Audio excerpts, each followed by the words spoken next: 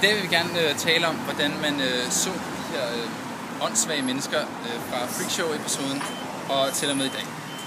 Så vi har besluttet, at vi vil besøge Medicinsk Museum for at undersøge det.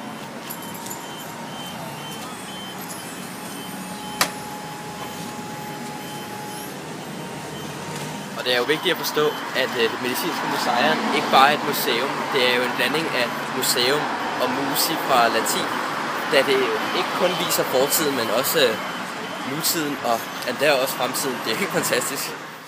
Gennem de seneste 200 år har synet på de åndssvage eller de højere degenererede, som har ændret sig meget. Helt fra freakshow-perioden, hvor man var fascineret af dem og betale penge for at komme ind og se dem i diverse cirkus og så videre, og ind til racehygiejnen eller eugenikken, hvor man prøvede at skille sig af med dem i samfundets tjeneste i håb om at stoppe dem i at videregive deres dårlige gener og egenskaber, og så til med de kælderske anstalter, og ind til moderne samfund i dag, hvor man måske prøver at lade være med at tage hen eller at udskille disse typer, men hvor der måske endda alligevel stadig er en del rester efter racehygiejnen. For 150 år siden var der de såkaldte freakshows. I denne periode kunne de degenererede tjene penge på deres sjældne afvigelser i fænotypen i diverse cirkusser, der rejste omkring. I denne periode var personerne med fysiske abnormaliteter, og måske psykiske, altså ikke så rædselsfulde, men mere spændende og mystiske, når de nu engang kom forbi.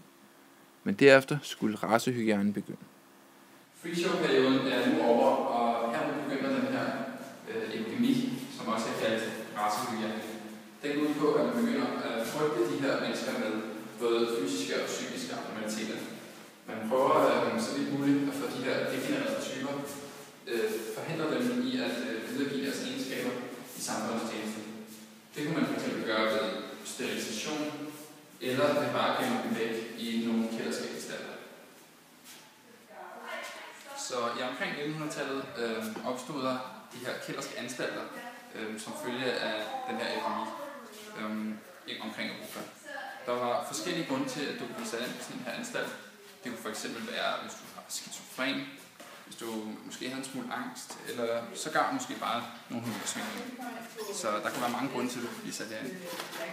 En behandling kunne fx være, hvis du nu havde epilepsi, kunne du blive sat i den her fætter her. Eller også kunne du blive sat i sådan en her spændestol, hvor du ligesom ikke rigtig kan komme ud. Så skulle du selvfølgelig også bare måske blive slæbt fri, eller bare være der resten af dit liv. Eller i værste fald kunne du få det visne. Vi har nu tænkt os at spørge eksperten Joey Moe, om han mener, at der stadig er racehygiejne den dag i dag.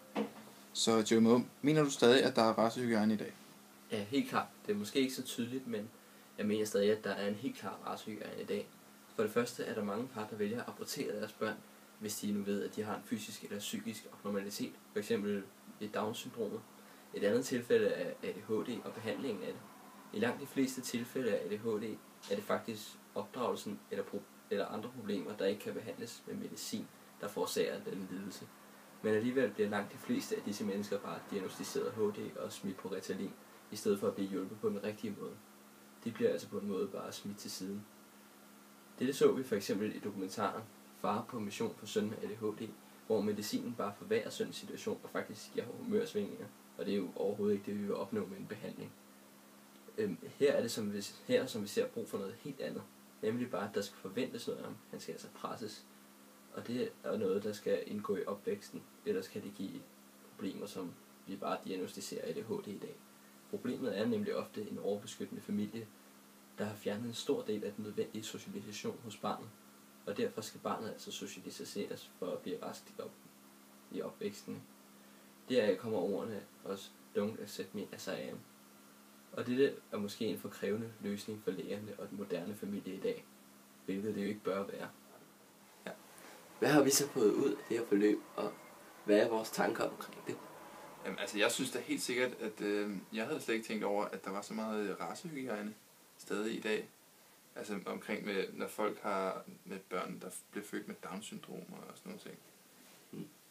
Interessant. Jeg har også den her dokumentar fik mig til at tænke over, hvordan man skal huske at opdrage sine egne børn på den rigtige måde, og lade være med at beskytte dem for meget, sådan, så de stadig kan få den socialisation, de har brug for ikke at blive underudviklet.